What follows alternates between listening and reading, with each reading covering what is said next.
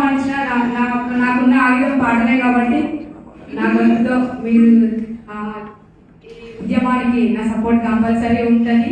ఇంకోటి ఏంటంటే ఒక ఇంట్లో ఇద్దరు కొడుకులు ఉన్నప్పుడు ఖచ్చితంగా ఎన్నేళ్ళు ఉమ్మడి కుటుంబంగా కొనసాగే కానీ ఏదో ఒక రోజు ఏర్పడాల్సిందే.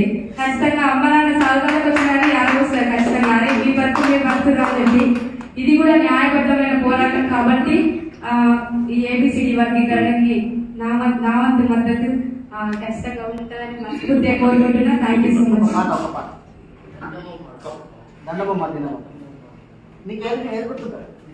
ఉద్యమాలకు బాట వేసి పోరుపాటకు రాగమై పోరుపాటకు రాగమై పోరుపాటకు రాగమై గుండెలల్లో గుండెలల్లో గుండెలల్లో నిలిచిపోయినరా మహనీయులారా సుక్కలయ్యి వెలుగుతున్నారా మహనీయులారా నమో మాదిరా బహులకు మహనీయులారా అందుకోండి పేదలాగన్నారు మహనీయులారా. అదేవిధంగా సోమన్నకు, అంజన్నకు, శరతన్నకు, నరసన్నకు, లీలా ప్రసాద్, చెల్లెలు మధుప్రియ, రాంబాబు, గంగా ప్రసాద్కి అందరికీ జై భీములు తెలియజేసుకుంటూ, చాలా మందికి సందీప్ అనగానే ప్రస్తుతానికి బీఆర్ఎస్ వేదికల మీద కనిపిస్తారు. బీఆర్ఎస్ ఇదే చాలా మందికి తెలిసినటువంటి విషయము. కానీ సోమన్న అరుణోదయం నుండి వచ్చిన తర్వాత తను ఒక అడుగు వేయాలనుకున్నప్పుడు తను వేసినటువంటి ప్రతి అడుగు వెనకాల నా అడుగు ఉన్నది. సోమన్న అనే ఒక పాఠశాల నుండి ఎదిగి వచ్చినటువంటి వాడిని. సోమన్న ఏరు పట్టుకొని బహుజన ఉద్యమాల నుంచి మొదలుకుంటే విప్లవ ఉద్యమాలు కావచ్చు, తెలంగాణ ఉద్యమం కావచ్చు, పార్టీలు, వేదికలు ఏదైనా కూడా సందర్భం వచ్చినప్పుడు నిజంగా న్యాయబద్ధమైన డిమాండ్ కోసము నడవడానికి ఖచ్చితంగా నేను మీ అందరితో పాటు కలవడానికి సిద్ధంగా ఉన్నా.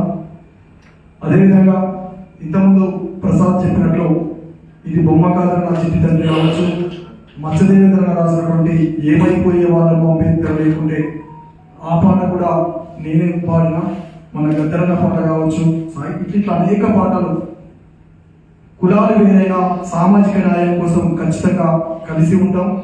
అదేవిధంగా ఒక అట్టడుగు వర్గాల నుంచి వచ్చినటువంటి మందకృష్ణ నిజంగా ఎంత మంచిగా అనిపిస్తుందంటే అన్నం చూస్తే. వాళ్ళు ఎవరైనా కూడా అన్యాయంగా రాజ్యం కుట్ర చేసి ఇరికించినప్పుడు, రాజ్యం కుట్ర చేసి వాళ్ళ మీద కేసులు పెట్టి జైల్లో పెట్టినప్పుడు తను మొట్టమొదటిసారి స్పందించి ఈ తెలంగాణ గడ్డ కావచ్చు, అటు తెలుగు రాష్ట్రాలలో స్పందించినటువంటి వ్యక్తి మందకృష్ణ మాదిగన్న.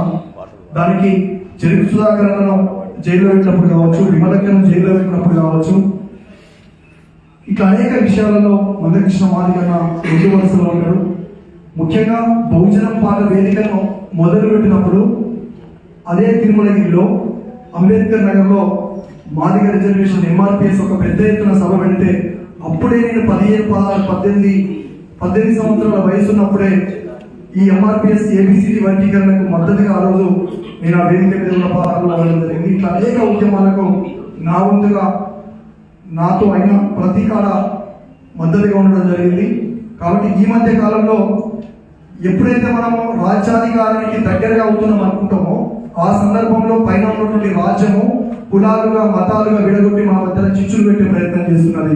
దానికి బెస్ట్ ఎగ్జాంపుల్ ఇప్పుడున్నటువంటి పరిస్థితులలో ఒకవైపు మాలలు, ఒకవైపు మాదిగలు. ఈ రెండు వర్గాలు కొట్టుకుంటున్నప్పుడు బీసీలుగా ఉన్నటువంటి మేము కొంత బాధపడాల్సి వస్తుంది. మీ అందరి మద్దతు తీసుకొని కొంత ముందుకెళ్లాలనే ప్రయత్నం ఎప్పుడైతే మొదలవుతుందో రాజ్యం కుట్రపడి అటు పైన ఉన్నటువంటి వాళ్ళు కావచ్చు, ఇక్కడ రాష్ట్రంలో ఉన్నటువంటి వాళ్ళు, ఈ రెండు వర్గాలు, ఈ రెండు ప్రభుత్వాలు కలిసి కొంత కొట్లాట కొట్టి డైవర్షన్ పాలిటిక్స్ కు తెరలేపుతున్నారు. కాబట్టి మనమందరం అన్నదమ్ములుగా ఉండి ఏబిసిడి వర్గీకరణ వాళ్లకు మీకు సామరస్యంగా మనకు మనం వ్యక్తిగతంగా దూషణలకు పోకుండా ఇది నిజంగా రాజ్యాంగబద్ధంగా సుప్రీంకోర్టు దీని మీద చాలా స్పష్టంగా తీర్పిచ్చింది కాబట్టి రాష్ట్రాలకై ఈ యొక్క కంప్లీట్ గా బాధ్యతను ఇచ్చేసింది కాబట్టి ఇక్కడ ఉన్నటువంటి ప్రభుత్వం కూడా, ఎందుకంటే గతంలో ఉన్నటువంటి బీఆర్ఎస్ పార్టీ కూడా దీని మీద చాలా క్లియర్ కట్ గా వాళ్ళు కూడా ఆల్రెడీ అసెంబ్లీలోనే తీర్మానం చేసి మేము ఏబిసిడి వర్గీకరణకు చాలా క్లియర్ గా మనం చెప్పడం జరిగింది. కాబట్టి ఇప్పుడున్నటువంటి ప్రభుత్వం కూడా దీని మీద ఖచ్చితంగా ఆలోచన చేసి వెంటనే గతంలో వేసినటువంటి ఇప్పటికే 50,000 జాబులు ఇచ్చేసారు. దాంట్లో కూడా ఏబిసిడి వర్గీకరణ లేకుండానే ఇచ్చారు కాబట్టి వెంటనే దీన్ని అమలు చేసి ఇక్కడ ఫస్ట్ మాలలు మాదిగల మధ్య కొట్లాట లేకుండా బీసీలుగా మేమందరం ఇప్పుడు అటువైపు ఉన్నటువంటి మాలలు కొంత వ్యక్తిగత దూషణలతో మందకృష్ణ అంటే 30 సంవత్సరాలు తన జీవితం అంతా ప్రజా ఉద్యమాలకు అట్లాంటి ఆయనను పట్టుకొని కొంత వ్యక్తిగత దూషణలు నిజంగా పరుష పదాజాలతో మాట్లాడుతున్నారు కాబట్టి అటువంటి లేకుండా మేమందరము అటువైపు ఉన్న వాళ్ళతో కూడా మాట్లాడి ఈ ఉద్యమాన్ని కాంట్రవర్సీ లేకుండా కొంత నేను ముందుకు తీసుకెళ్లే ఆలోచనతో మేము కూడా ప్రయత్నం చేస్తాము. ఈ ఉద్యమానికి 100% మద్దతు ఉంటుంది ఇక్కడ ఎందుకంటే టీఆర్ఎస్ పార్టీకి సంబంధించినటువంటి చాలా మంది ఉన్న వాళ్ళు కూడా ఏబిసిడి వర్గీకరణ మీద మన స్టాండ్ ఏందన్నమాట ప్రతిసారి బరాబర్ మనం మద్దతు ఇచ్చినాం తమ్మి, అది 100% క్లియర్ చేయాల్సిందని చాలా మంది చెప్తున్నారు. ఇది న్యాయబద్ధమైన డిమాండ్, దీనికి ఖచ్చితంగా మా అందరి మద్దతు ఉంటుంది. ప్రసాద్ చెప్పినట్లు, గంగా ఇట్లా అందరూ చెప్పినట్లు మేమందరం ఎక్కడ పిలిపిస్తే అక్కడ మేమందరికి రావడానికి సిద్ధంగా ఉన్నామని తెలియజేసుకుంటూ ఏమైపోయావు నన్ను ఇక్కడికి ఆహ్వానించినటువంటి మందకృష్ణకి, అదేవిధంగా సోమన్నకి, మిట్టపల్లి సురేంద్రన్నకు, అదేవిధంగా తమ్ముడు రాంబాబుకి వీళ్ళందరికీ మరొకసారి జేబీ తెలియజేసుకుంటూ ఏమైపోయే వాళ్ళమో అంబేద్కర్ లేకుంటే ఏ చీకటి మింగునో తను వెలుగై రాకుంటే తరాలు మన స్థితి గతులు మారక తల్లడిల్లు కద సకల జనం బతుకు వక్రకుల విషకౌగిటపడి నలిగిపోవు కథ నేటి దినం. ఏమైపోయే వాళ్ళమో అంబేద్కర్ లేకుంటే ఏ చీకటి మింగునో తను వెలుగై రాకుంటే అడుగు తను అనుభవించిన బాధను తలచి భావితరాల భవితను అంతా ముందే తలచి తన నెత్తుటి చుక్కలు లక్షరాలుగా మార్చాడు. భారత జన నుదిటి రాతను అంబేద్కర్ మార్చాడు. ఏమైపోయే వాళ్ళమో అంబేద్కర్ లేకుంటే ఏ చీకటి మింగునో తను వెలుగై రాకుంటే. కాబట్టి బాబాసాహెబ్ అంబేద్కర్ కూడా ఈయన మాకులమైన ఇట్లాంటి పరిస్థితి ఉన్నది. నిజంగా అంబేద్కర్ ఒక కులానికో ఒక మతానికో కాదు, అంబేద్కర్ అందరి వాడు కాబట్టి ఈరోజు అందరం గుండెలలో పెట్టుకొని ఈరోజు మొన్న అమిత్ షా చేసినటువంటి వ్యాఖ్యల మీద ఖచ్చితంగా మందకృష్ణ నాయకత్వంలో ఒక బలమైన ఉద్యమాన్ని తీసుకెళ్లి వెంటనే దేశమంతా ఒకవైపు క్షమాపణ కోరుతున్నాయి. ఇప్పటివరకు ఇక్కడ ఖచ్చితంగా ఆ విషయం మీద కూడా కృష్ణన్న స్పందించాలి. సోమన్న కానీ విమలక్క కానీ మీరందరూ, ఎందుకంటే అమిత్ షా చేసినటువంటి వ్యాఖ్యలు భారత రాజ్యాంగాన్ని ఇంకొద్ది రోజుల్లో లేకుండా చేసి ఇది కంప్లీట్ గా ఒక ఆధిపత్యం మాత్రమే చెలాయించే అవకాశం ఉన్నది. కాబట్టి ఆ వ్యాఖ్యల మీద కూడా మనం అందరం స్పందించి ఒక కవులుగా కళాకారులుగా భవిష్యత్తులో ముందుకెళ్లాలని తెలియజేసుకుంటూ థ్యాంక్ యూ. వేరే వాళ్ళు నాకు డబ్బు కొట్టేటోళ్ళు కావచ్చు, పాడినప్పుడు నా కార్ డ్రైవింగ్ చేసేటోళ్ళు కావచ్చు, వాళ్ళు ఉన్నా కానీ నేను వాళ్ళతోనే డైరెక్ట్ అది న్యాయమైన డిమాండ్ ఖచ్చితంగా జరగాలి, అది జరిగితే చాలా బాగుంటుందని నేను చాలాసార్లు సందీప్, నేను, గంగా అందరూ కూర్చొని మాట్లాడినప్పుడు కూడా చర్చించినటువంటి సందర్భం ఉంది. ఎందుకు అంటే దానికి ఒక మూలం కూడా ఉందన్న. నేను పెళ్లి చేసుకున్న అమ్మాయి ఎస్సీ మాది. ఇంట్లో ఆమెతో నాకు డిస్కషన్స్ జరుగుతూ ఉంటాయి. ఆమె ఎంఎస్సి వాటి చేసింది. సో మేమిద్దరం డిస్కషన్ చేసుకుంటా ఉంటాం. ఆమె ఆలోచన నుంచి ఆమె పెళ్లి చేసుకున్నాక నాకు జరిగినటువంటి అవమానం గురించి పుట్టిన పాటనే జై జన గుండె నినాదం అనే పాట. ఆ పాట నర్సన పాడిండు, చాలా అద్భుతంగా జనాల్లోకి వెళ్ళింది. ఆ తరువాత దానికంటే ముందు నాకున్నటువంటి బాబాసాహెబ్ తీసుకున్నటువంటి సామాజిక స్పృహతోని నేను అనుకుని రాసిన పాట, ఎప్పుడో మహాత్మా సినిమా వచ్చినప్పుడు ఇందిరమ్మ ఇంటి పేరు కాదురా గాంధీ అనే పాట నేను ఇంటర్మీడియట్ లో ఉన్నప్పుడు అనుకుంటాను వచ్చిన సినిమా. అప్పుడు డిసైడ్ అయినా నేను ఎందుకు బాబాసాహెబ్ అంబేద్కర్ మీద ఇంతకంటే గొప్ప పాట ఎందుకు రాయలేకపోతున్నాను, రాయాలి. ఇది స్టాచ్యూ కాదు, ఇది ఒక స్ఫూర్తి, ఇది ఒక ఉద్యమం, ఇది మనందరికీ హక్కున్నటువంటిది కదా, దీని గురించి ఎందుకు రాయద్దని అనుకున్న సందర్భంలో నా కొడుకు పుట్టి అమ్మాడుతున్నప్పుడు నేను బాబాసాహెబ్ గారికి ఒక్కొక్కటి తెచ్చుకున్నా. ఆ బుక్ని ఇట్లా చూస్తూ ఉన్నాడు. ఎప్పటి నుంచో ఆలోచిస్తున్నా, నాకు ఆలోచన రావట్లేదు ఎట్లా స్టార్ట్ చేయాలి ఈ పాట. ఆ బాబాసాహెబ్ గారి ఫోటో చూస్తున్నాడు నా కొడుకు. చూస్తున్నప్పుడు నేను సడన్ గా నాకు వచ్చిన పాట, ఇది బొమ్మ కాదురా నా చిట్టి తండ్రి, నీకు ఎంతో త్యాగమే చేస్తున్నాను. మీరు ఆ వీడియో చూస్తే ఖచ్చితంగా నా కొడుకు చూసిన ఫోటో కూడా దాంట్లో ఉంటుంది. ఇది అబద్ధం కాదు, నిజం. ఆ పాట సందీప్ పాడిండు, చాలా అద్భుతంగా కళ్యాణ్ మ్యూజిక్ చేసిన పాట. ఇంకొకటి ఏంటంటే అన్న, రాత్రి సోమన్న చెప్పినప్పుడు కూడా నేను ఈ ఉద్యమానికి పాట రాసిన. అది ఇప్పుడు పాట పల్లవి పాట.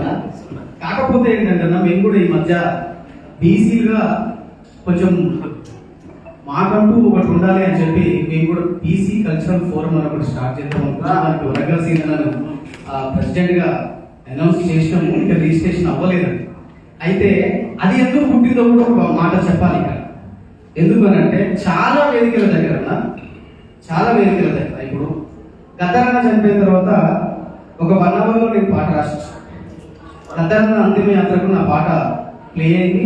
అందులో నేను పాడిన, చెల్లె మధుప్రియ పాడింది, సందీప్ పాడాడు, అన్న పాడాడు, సంతోష్ పాడాడు, అందరం కలిసి ఒక పాట చేసాం. ఆ పాట కావచ్చు, తర్వాత నేను రాసినటువంటి బాబాసాహెబ్ పాటలు కావచ్చు, ఇన్ని పాటలు మేము మా కాంట్రిబ్యూషన్ ఉన్నా కానీ చాలా వేదికల దగ్గర మేము అవమానపడ్డాం. సీరియస్లీ అంటే ఒక ఇవాళ కాదు, ఇది చెప్పే సందర్భం కాకపోవచ్చు, కానీ చెప్పాలి అనిపించింది నాకు. అవమానపడ్డాం. మాకు కూడా పోలే ఉండాలి, మా వాళ్ళే పాడాలి, వీళ్ళని ఎందుకు ఎక్కించాలనే ఒక ఆలోచన కొంతమందిలో ఉండడం వల్ల మేము లిటరల్లీ చెల్లెకి తెలుసు, సందీప్కి తెలుసు, అందరికీ తెలుసు, అందరూ అవమానపడ్డ వాళ్ళే, అనుభవించిన వాళ్ళే. దాంట్లో నుంచే మాకు ఒక ఆలోచన వచ్చి బీసీ కల్చరల్ ఫోరం అని మేము కూడా ఒకటి చేయాలి, మేము కూడా ఒకటి పెట్టుకోవాలి అని స్టార్ట్ చేసుకుని నేను ముందుకు వెళ్ళలేదు, నడుస్తుంది. ఖచ్చితంగా ఈ ఉద్యమానికి అయితే 100% నేను సపోర్ట్ చేస్తానా. నేను పాట స్టార్ట్ చేసిన, ఆ పాట రాసిస్తా, ఖచ్చితంగా మీరు అది రికార్డ్ చేయండి. మీరు ఇష్టమైన వాళ్ళతో పాడించండి, మంచులతో పాడిస్తే ఇంకా బాగుంటుంది. అడుగుతున్నది హక్కే కదరా, జరుగుతున్నది న్యాయమే కదరా. అడుగుతున్నది హక్కే కదరా, జరుగుతున్నది న్యాయమే కదరా. ఏబిసిడిగా విడిపోదాం, ఏబిసిడిగా విడిపోదాం, అన్నదమ్ములుగా కలిసి ఉందాం. ఎందుకు యుద్ధం రా, అరే ఎందుకు యుద్ధం రా ఓ మాల సోదరా, మనకెందుకు యుద్ధం రా నా మాదిగ సోదరా. ఈ పాట దీన్ని ఖచ్చితంగా నేను మీ ఉద్యమానికి అందిస్తా. ప్రతి అడుగులో నేను ఉంటాను. Thank you.